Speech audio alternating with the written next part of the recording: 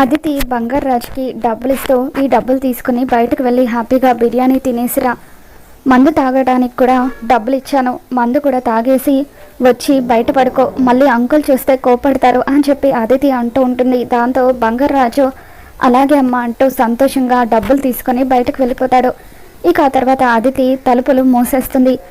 Bhanumathi plan ప్రకారం అహల్యను భోజనం తిననివ్వకుండా తన గది క్లీన్ చేయమని పంపించిన తర్వాత అహల్య గది క్లీన్ చేస్తూ ఉంటే అప్పుడు భానుమతి అదితితో త్వరగా డైనింగ్ టేబుల్ మీద ఉన్న వస్తువులన్నీ కూడా తీసేయి, దానికి తినడానికి ఒక్క మెతుకు కూడా దొరకకూడదు అని చెప్పి అంటూ ఉంటుంది. అదితి డైనింగ్ టేబుల్ మీద పెట్టున్న భోజనం అంతా కూడా పడేస్తుంది.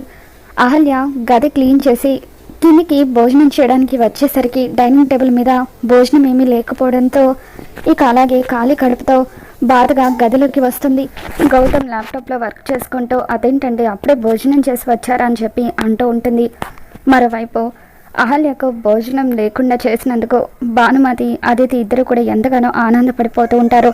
రేపు కూడా ఇలాగే దానికి భోజనం దొరకకుండా చేస్తాను, అది ఖాళీ కడుపుతో మాడి చేస్తుందో లేదంటే ఇల్లు విడిచి వెళ్ళిపోతుందో చూద్దామని చెప్పి భానుమతి అదితితో అంటూ ఉంటుంది. మరోవైపు అహల్య అంతకు ముందు రోజు రాత్రి నుండి భోజనం చెయ్యకపోవడంతో తన కడుపులో ఉన్న బిడ్డ గురించి ఆలోచిస్తూ ఎంతగానో బాధపడిపోతూ ఉంటుంది. మరి భానుమతి అదితి చేసే కుట్ర గురించి గౌతమ్కి తెలిసిపోతుందా? ఏం జరగబోతుందో మళ్ళీ మన ఛానల్లో తెలుసుకుందాం. ఈ వీడియో మీకు నచ్చినట్లయితే తప్పకుండా లైక్ చేయండి.